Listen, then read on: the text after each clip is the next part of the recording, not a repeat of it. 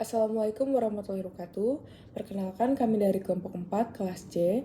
Pada hari ini kami akan memaparkan mengenai proteksi radiasi dan kontrol infeksi. Berikut adalah nama anggota kelompok kami. Yang pertama adalah saya, Nana Naifa dengan NIM 121221192. Lalu ada Amanda Misli dengan NIM akhir 193, Siko Diaksa dengan NIM akhir 194, Iskarima Anissa Putri dengan NIM akhir 195. Berikut adalah daftar isi, dimulai dengan latar belakang, lalu ada sumber paparan radiasi, prinsip proteksi radiasi, pembatasan dosis, estimasi resiko radiasi, tindakan proteksi radiasi dengan subjudul upaya meminimalisir paparan radiasi. Lalu ada edukasi pasien, kualitas asuransi, dan kontrol infeksi. Selanjutnya adalah latar belakang. Dalam diagnosa medis diperlukan untuk melakukan pemeriksaan pasien, salah satunya dengan menggunakan X-ray atau sinar X, yang memungkinkan untuk menggambarkan bagian dalam struktur tubuh pasien dengan memanfaatkan radiasinya. Pemanfaatan radiasi berupa sinar X selain memberikan manfaat bagi dunia kedokteran, juga berpotensi memberikan efek merugikan bagi operator maupun pasien. Proteksi radiasi merupakan aspek yang sangat penting dalam pengendalian efek yang merugikan ini. Radiasi ini perlu diproteksi untuk menekan serendah mungkin kemungkinan terjadinya penyinaran radiasi yang tidak dikehendaki. Oleh sebab itu, perlu adanya penerapan prinsip keselamatan radiasi, berupa upaya untuk menangkal paparan radiasi tersebut. Perlu adanya material yang mampu mencegah terjadinya kebocoran radiasi untuk mewujudkan dalam hal kesehatan dan keselamatan kerja. Selanjutnya kita akan masuk ke pembahasan kita yang pertama. Yang pertama adalah sumber paparan radiasi. Sumber paparan radiasi ada 4, yaitu radiasi alami, radiasi alat medis, produk konsumer, dan radiasi dari sumber lain. Radiasi alami. Yang pertama adalah radon dan keturunannya. Radon adalah gas yang dilepaskan dari tanah dan masuk ke dalam rumah dan bangunan. Ia tidak dapat menimbulkan banyak bahaya, namun ia meluruh atau melepaskan partikel alfa menjadi polonium dan timbal. Radon merupakan karsinogen paling kuat di dalam rumah. The National of Science and the Environmental Protection Agency tahun 2003 memperkirakan di USA gas radon dalam rumah menyebabkan 21.000 kematian karena kanker. Berikutnya adalah radiasi luar angkasa atau benda dari luar angkasa. Radiasi luar angkasa berasal dari matahari atau sinar kosmik, disusun oleh proton, inti helium, dan inti unsur yang lebih berat serta partikel lain yang dihasilkan oleh interaksi radiasi radiasi ruang primer dengan atmosfer bumi. Paparan radiasi ruang angkasa memiliki hampir 2 kali lipat dengan ketinggian berkala yaitu 2000 meter karena lebih sedikit atmosfer untuk melemahkan paparan radiasi. Mereka yang ada di lokasi lebih tinggi akan menerima radiasi yang lebih besar sebab lapisan udara yang berguna sebagai penahan radiasi semakin tipis. Untuk itu, jika seorang ada di puncak gunung, maka akan menerima radiasi yang lebih banyak dibandingkan dengan mereka yang ada di permukaan laut.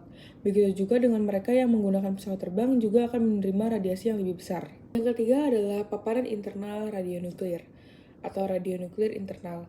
Berasal dari makanan yang mengandung potasium, uranium, dan thorium, serta produk peluruhannya terutama kalium, rubidium, karbon, tritium, dan lain-lain. Radiasi yang berasal dari makanan sebagai contoh adalah pisang di mana ia mengandung potasium. Namun radiasi yang dipaparkan tidak besar sehingga tetap aman untuk dikonsumsi. Butuh berpuluh-puluh pisang yang dikonsumsi dalam sehari untuk menyebabkan potensi terjadinya penyakit akibat radiasi. Berikutnya adalah radiasi terestrial. Sumber terakhir radiasi ini berasal dari paparan nuklida radioaktif dalam tanah, terutama kalium dan produk peluruhan radioaktif uranium dan thorium. Sebagian besar radiasi gamma berasal dari 20 cm bagian lapisan teratas tanah. Paparan radionuklida di dalam ruangan hampir sama dengan paparan yang terjadi di luar ruangan, karena perlindungan yang disediakan oleh bahan struktural menyeimbangkan paparan dan dari nuklida radioaktif yang terkandung di dalam bahan perlindungan tersebut. Yang berikutnya adalah radiasi medis. Paparan medis di negara maju telah berkembang pesat dalam beberapa dekade terakhir, terutama pada CT dada perut dan peningkatan penggunaan studi kedokteran nuklir jantung. Di bidang kedokteran, radiasi dipakai untuk alat pemeriksaan atau diagnosis atau penyembuhan. Pemindai sinar X atau ronsen adalah alat diagnosis yang paling banyak dikenal. Sedangkan untuk dosis radiasi dari ronsen ini adalah dosis tunggal dan menjadi yang terbesar yang diterima dari radiasi buatan manusia. Paparan radiasi medis dapat mempengaruhi semua orang, namun individu yang lebih tua dan orang sakit sehingga menerima paparan medis lebih banyak. Berikutnya adalah produk konsumer. Kelompok yang termasuk dalam ini yaitu paparan asap rokok. bahan bangunan, perjalanan udara, pertambangan dan pertanian, serta pembakaran bahan bakar fosil. Sumber paparan kecil lainnya termasuk porselen gigi, televisi, handphone, dan alarm asap. Berikutnya adalah sumber lain. Sumber paparan lain dapat mempengaruhi perawat atau orang lain yang melakukan kontak dengan pasien yang menerima perawatan kedokteran nuklir, atau orang yang bekerja di pembangkit listrik tenaga nuklir, individu yang terlibat dalam bidang kegiatan industri, medis, pendidikan atau penelitian, pekerja di fasilitas ronsen medis dan gigi, bekerja di sistem inspeksi bandara dan pilot komersial. Yang berikutnya adalah prinsip proteksi radiasi. Yang pertama adalah justifikasi, di mana dokter gigi harus mengidentifikasi situasi di mana manfaat bagi pasien dari paparan diagnostik kemungkinan melebihi resiko bahayanya. Yaitu di mana paparan radiasi harus lebih banyak manfaatnya dibandingkan akibatnya. Kedua adalah optimasi, yaitu menggunakan setiap cara yang wajar untuk mengurangi paparan yang tidak perlu pada pasien, staf mereka dan diri mereka sendiri. Jadi mengoptimalkan proteksi kemungkinan timbulnya paparan pada jumlah orang yang terkena dan besarnya dosis individu harus sesuai dengan prinsip ALARA, yaitu as low as reasonable achievable, dan memperhatikan faktor sosial ekonomi. Dosis minimal berarti dosis yang masih memberikan kinerja diagnostik pemeriksaan yang baik, disebut sebagai prinsip ALARA. Berikutnya adalah pembatasan dosis. Memberikan batas dosis paparan pekerjaan dan publik untuk memastikan bahwa tidak ada individu yang terpapar dosis yang tidak dapat diterima, yaitu di mana jumlah dosis yang diterima oleh suatu individu selain dari paparan medis tidak boleh melebihi batas yang direkomendasikan ICRP. Nah, berikut adalah dua sumber mengenai kadar dosis yang ideal. Pada gambar ke-1, itu adalah rekomendasi dosis radiasi menurut International Commission on Radiology Protection. Dan gambar kedua, ini menunjukkan nilai batas dosis untuk pekerja radiasi menurut Badan Pengawas Tenaga Nuklir, yaitu pada pasal 24 tahun 2014. Dan pada gambar ketiga, itu adalah nilai batas dosis untuk anggota masyarakat pada pasal 25. Nah, berikut adalah dua sumber mengenai kadar dosis yang ideal. Pada gambar ke-1, itu adalah rekomendasi dosis radiasi menurut International Commission on Radiology Protection. Dan gambar kedua, ini menunjukkan nilai batas dosis untuk pekerja radiasi menurut Badan Pengawas Tenaga Nuklir, yaitu pada pasal 24 tahun 2014. Dan pada gambar ketiga, itu adalah nilai batas dosis untuk anggota masyarakat pada pasal 25. Tindakan proteksi radiasi adalah suatu cara untuk meminimalisir resiko dari radiasi yang tadi sudah disebutkan. Tindakan yang bisa kita lakukan adalah mulai dari cara di mana pemeriksaan dilakukan, atau prinsip optimisasi. Hal ini sangat mempengaruhi jumlah paparan radiasi pada pasien. Lalu ada pelaksanaan pemeriksaan yang dapat dibagi menjadi pemilihan peralatan, pemilihan teknik, operasional peralatan, dan pengolahan, serta interpretasi gambar radiografi. Radiasi pengion dapat menyebabkan kerusakan jaringan. Kerusakan jaringan ini terjadi melalui perubahan sifat kimia molekul dalam jaringan setelah paparan radiasi. Kontributor utama kerusakan akibat radiasi ini adalah melalui radiasi yang mengubah molekul air menjadi bentuk baru yang disebut radikal bebas. Radikal bebas ini secara kimiawi sangat aktif, sehingga nanti dapat bereaksi dengan molekul genetik sel atau misalkan DNA. Hal ini dapat menyebabkan kerusakan pada DNA yang sebagian besar mudah diperbaiki oleh sel. Jika tidak, hal ini dapat mengakibatkan kematian sel. Alternatifnya, jika kerusakan DNA diperbaiki secara keliru, hal ini dapat mengakibatkan perubahan kode genetik yang menyebabkan perubahan keturunan atau induksi kanker. Aksesoris yang dipakai untuk pemeriksaan röntgen seperti karet, tabir penguat, film, mutlak harus baik keadaannya untuk mencegah timbulnya artefak-artefak. Lalu, proteksi radiasi peralatan röntgen dan dinding ruangan harus dapat dipertanggungjawabkan untuk menjamin keamanan pasien dan operator, karyawan, dan penduduk pada umumnya. Kamar gelap yang dipakai itu disarankan minimal 3x2x2,8 meter dan dibuat juga bak-bak pencucian film dengan dinding porselen putih bagi yang menggunakan pencucian dengan cara manual. Lantai juga harus dibuat dari bahan yang mudah dibersihkan. Perlindungan operator.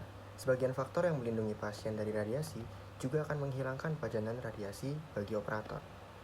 Perlindungan yang sangat efektif adalah dengan menjaga jarak sejauh mungkin dari sumber radiasi primer ataupun sekunder.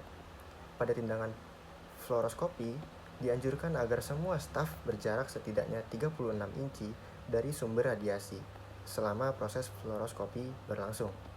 Tindakan perlindungan lain adalah menggunakan alat berlapis timbal seperti dinding yang kadang dapat dipindah-pindah, lalu apron timbal, sarung tangan, pelindung tiroid, dan kacamata, serta pelindung mata berkaca timbal.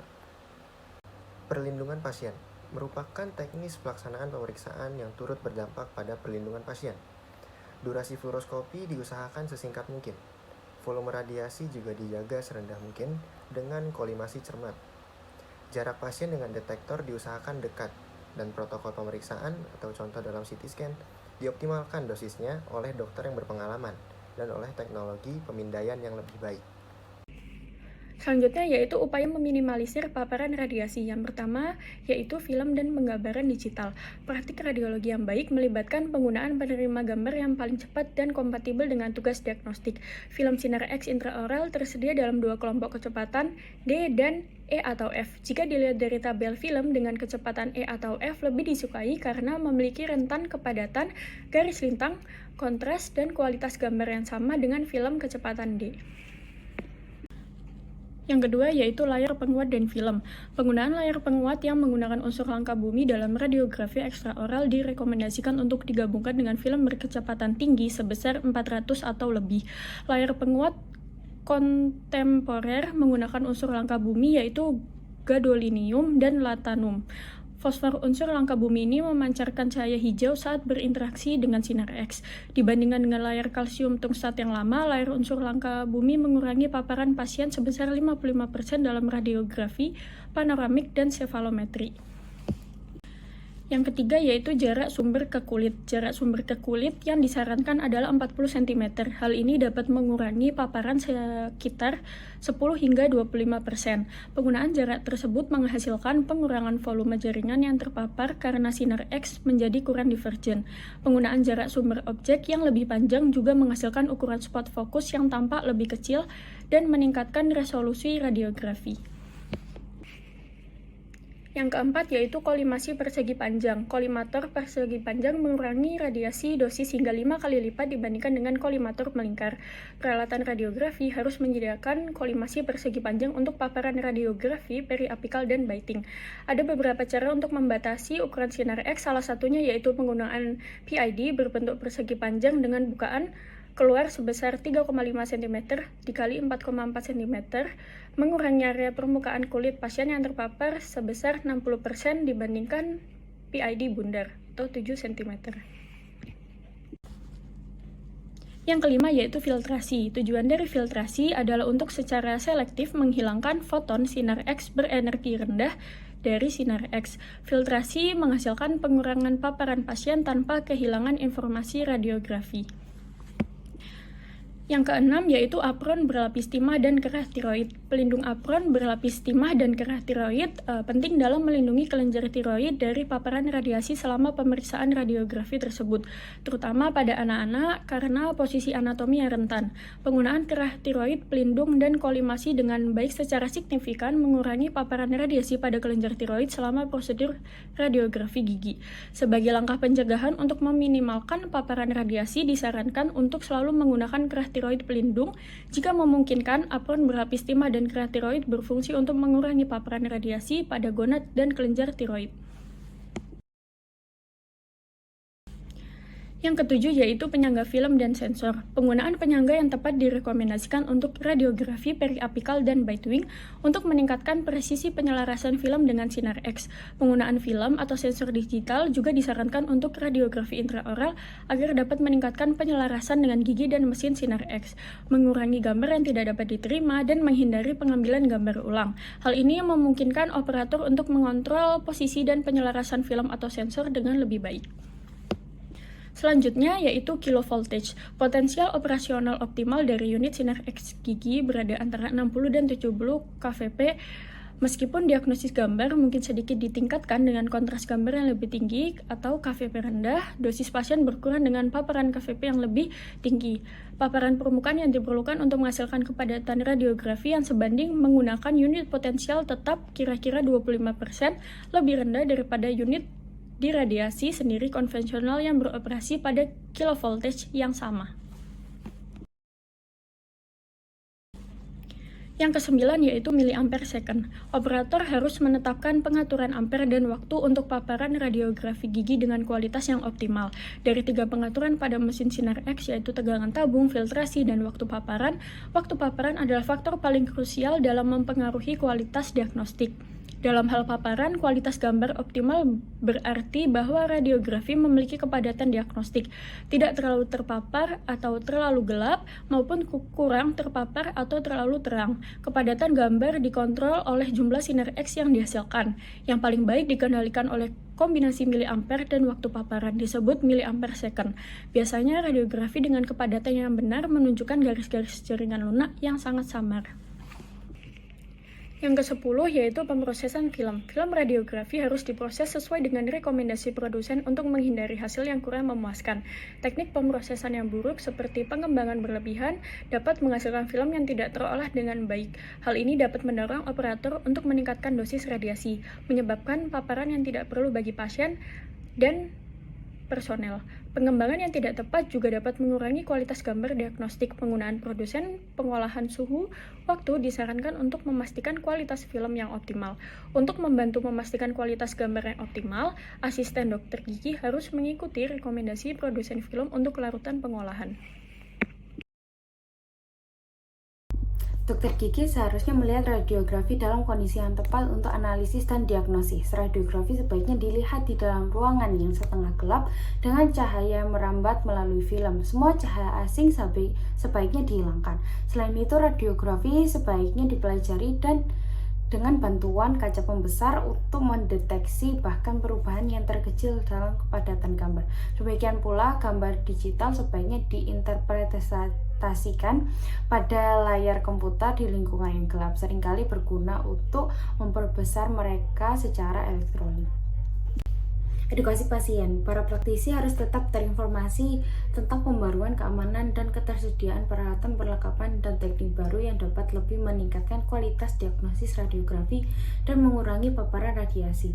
Individu yang mengadministrasi radiasi ionisasi harus mengenal besarnya paparan yang ditemui dalam kedokteran gigi dan kehidupan sehari-hari.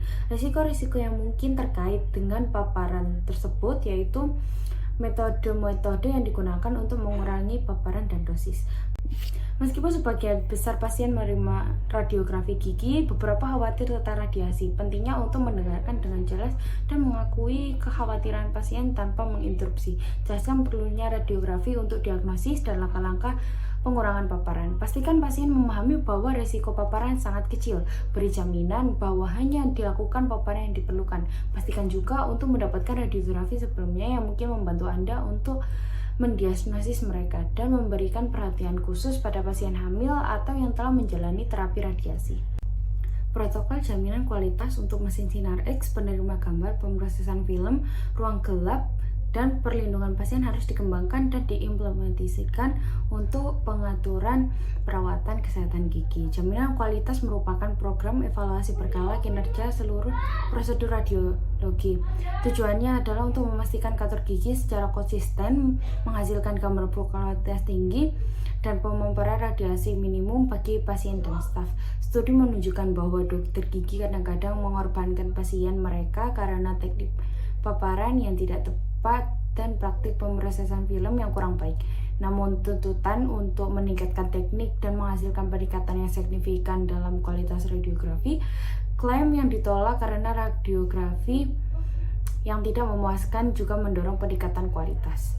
Perangkat komersial tersedia untuk mengukur kualitas gambar gigi dan dosis radiasi. Ini menunjukkan bahwa pedoman jaminan kualitas bersama dengan motivasi yang tepat dapat secara signifikan mengurangi paparan radiasi pasien. Beberapa negara bagian mensyaratkan kantor-kantor gigi untuk menetapkan pedoman yang tertulis untuk jaminan kualitas dan untuk menjaga catatan tertulis dari tes jaminan kualitas. Kontrol infeksi. Kontrol infeksi merupakan subbidang epidemiologi yang memfokuskan terhadap pencegahan penyebaran infeksi dan prosedur kesehatan yang telah ditetapkan untuk mencegah terjadinya kontaminasi silang dan infeksi silang. Tujuan dari program pengendalian infeksi di bidang radiologi juga adalah untuk menghindari kontaminasi silang antara pasien dan antara pasien dengan staf gigi selama pengambilan gambar. Gerakan sarung tangan selama semua prosedur radiografi. Sarung tangan merupakan faktor penting dalam mencegah kontaminasi antara pasien dan anggota staf. Setelah pasien duduk, praktisi harus mencuci tangannya dan menggunakan sarung tangan sekali pakai di hadapan pasien jika pengaturan operasi memungkinkan. Praktisi harus selalu mengenakan sarung tangan pada saat membuat radiografi atau menangani paket film yang terkontaminasi atau bahan terkait, seperti gulungan kapas dan instrumen penahan film, atau saat melepaskan pelindung diri dari permukaan dan peralatan radiografi. Staf juga harus mengenakan alat pelindung diri seperti gaun, Google, atau pelindung wajah jika diperkirakan akan terpapar cairan tubuh. Disinfeksi dan penutupan permukaan kotak klinis. Permukaan kotak klinis adalah area yang mungkin terkena sentuhan dari tangan yang memakai sarung tangan atau alat yang dimasukkan ke dalam mulut pasien. Ini mencakup mesin sinar X dan panel kontrolnya, komputer sisi kursi, perangkat penyasaran sinar, kursi gigi dan sandarannya, cermek bertimbal, kerah tiroid, serta tempat di mana film ditempatkan. CDC mengkategorikan barang-barang ini sebagai barang yang tidak kritis, yang mungkin bersentuhan dengan darah, air liur, atau kulit, tetapi tidak dengan selaput lendir mulut. Untuk menjaga kontaminasi silang, permukaan ini harus diinfeksi secara menyeluruh dan diisolasi dengan penghalang. Penghalang yang terbuat dari bungkus plastik bening harus diganti secara teratur dan ditempatkan setelah setiap pasien. Penghalang harus menutupi permukaan yang telah dibersihkan dan disinfeksi sebelumnya, melindungi agar tidak terkontaminasi. Penggunaan bungkus plastik efektif untuk meja kerja dan konsol kontrol sinar X yang dapat disimpan dengan mudah di tempat penyimpanan kertas dinding. Saat menutup konsol kontrol sinar X, pastikan untuk memasukkan saklar pemaparan dan pengatur waktu pemaparan jika keduanya terintegrasi dengan unit. Saklar yang terpisah harus ditutup dengan kantong sandwich atau bungkus plastik. Sandaran kursi gigi dan penyetalannya dapat ditutup dengan kantong plastik dengan mudah. Kepala tabung sinar X, PID, dan kuk harus ditutup dengan penghalang saat masih basah di disinfektan untuk mencegah tetesan. Kantong harus dipasang dengan aman dengan simpul pada ujung terbuka dan dengan menggunakan karet gelang di atas kepala tabung sinar X. Celemek bertimbal juga harus dibersihkan, didisinfeksi, dan ditutup antara pasien karena memungkinkan untuk kontaminasi dengan air liur selama prosedur radiografi. Celemek harus digantung pada gantungan yang kokoh agar dapat dengan mudah diputar.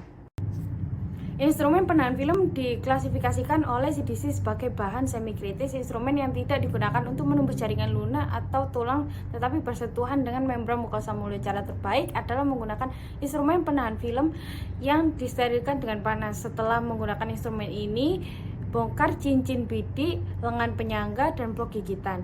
Setiap instrumen harus diberikan dengan air panas dan sabun untuk menghilangkan air liur dan kotoran. Komponen yang telah dibersihkan kemudian dimasukkan ke dalam kantong plastik atau kertas dan disterilkan dengan uap bertekanan atau autoclave. Setelah disterilisasi, instrumen ini harus disimpan dalam kantong untuk disimpan selanjutnya dan diangkut ke area radiografi. Ketika instrumen dibawa ke area radiografi, sebaiknya simpan instrumen di dalam kantong sampai sesaat sebelum digunakan. Setelah digunakan, instrumen sebaiknya diganti di dalam kantong untuk memperkuat kebersihan area tersebut. Atau disterilisasi yang sama harus dilakukan untuk mengangkut instrumen yang kontaminasi kembali ke ruang pembersihan dan sterilisasi. Gunakan film yang dilindungi penghalang sensor atau wadah sekali pakai. Film yang diperoleh harus terlebih dahulu dari sumber pusat untuk mencegah kontaminasi pada persediaan film dalam jumlah besar. Film ini harus dibagikan dalam jumlah sesuai prosedur. Jumlah film yang diperlukan untuk seri mulut penuh atau interproksimal harus dikemas terlebih dahulu dalam amplop koin atau cangkir kertas di ruang persiapan pusat. Amplop film ini harus dikeluarkan bersama instrumen penahan film. Untuk kejadian yang tidak terduga yang memerlukan jumlah film yang tidak biasa, wadah kecil ini berisi film yang tidak tersedia di ruang persiapan dan sterilisasi pusat. Tidak seorang pun yang memakai sarung tangan terkontaminasi boleh mengambil film dari persediaan ini. Film yang harus dibagikan hanya oleh anggota staf yang memiliki tangan bersih atau memakai sarung tangan yang bersih. Film juga dilindungi dengan penghalang yang cocok untuk sebagian besar instrumen penahan film. Fitur yang menarik dari selubung pelindung adalah kemudahannya dalam membuka dan mengekstrak film. Untuk hasil yang terbaik, paket harus direndam dan disinfektan setelah film dimasukkan ke dalam mulut pasien. Kemudian bungkusan tersebut harus dikeringkan dan dibuka membiarkan filmnya terlepas. Selubung penghalang dapat dengan mudah dibuka di area terang. Film dapat dijatuhkan ke area kerja yang bersih atau ke dalam kertas yang bersih atau gelas plastik. Dan film dapat dipindahkan ke pemuat pada siang hari atau kamar gelap untuk diproses. Jika film yang dilindungi penghalang tidak digunakan, film yang terbuka harus ditempatkan dalam wadah sekali pakai untuk kemudian diangkut ke ruang gelap untuk diproses. Paket kertas film yang terkena air liur dan mungkin darah selama pemaparan di mulut pasien. Untuk mencegah air liur merembes ke dalam bungkus kertas film, handuk kertas harus diletakkan di samping wadah untuk film terbuka. Praktisi harus menggunakan handuk ini untuk menyegah setiap film tersebut dikeluarkan dari mulut pasien dan sebelum dilipatkan bersama film yang terbuka lainnya. Masalah ini juga dapat dihindari dengan menggunakan film yang dikemas dalam vinil. Cegah kontaminasi peralatan pemrosesan. Setelah pemaparan film selesai, operator melepaskan sarung tangan dan membawa wadah film terkontaminasi ke kamar gelap untuk memutus rantai infeksi. 2 handuk diletakkan di permukaan ruang kerja gelap, 1 untuk wadah terkontaminasi dan 1 untuk film terbuka. Prosedur membuka bungkus film yang terkontaminasi dilakukan dengan sarung tangan bersih, menarik tap kertas hitam untuk memperlihatkan film dan mengeluarkannya dengan hati-hati ke dalam cangkir. Setelah semua film terbuka, kemasan dan wadah terkontaminasi harus dibuang bersama dengan sarung tangan terkontaminasi. Film bersih diproses tanpa sarung tangan. Prosedur alternatif untuk film dalam kemasan vinil melibatkan peredaman dalam larutan disinfektan setelah dikeluarkan dari mulut pasien. Prosesor film otomatis dengan pemuat siang hari dapat membersihkan film dengan meredamnya dalam disinfektan atau dengan memasukkan cangkir berisi film yang terbuka dalam cangkir bersih dengan penghalang. Setelah membuka semua bungkus film, operator melepas sarung tangan terkontaminasi, memasukkan film pengembang dan membuang material terkontaminasi.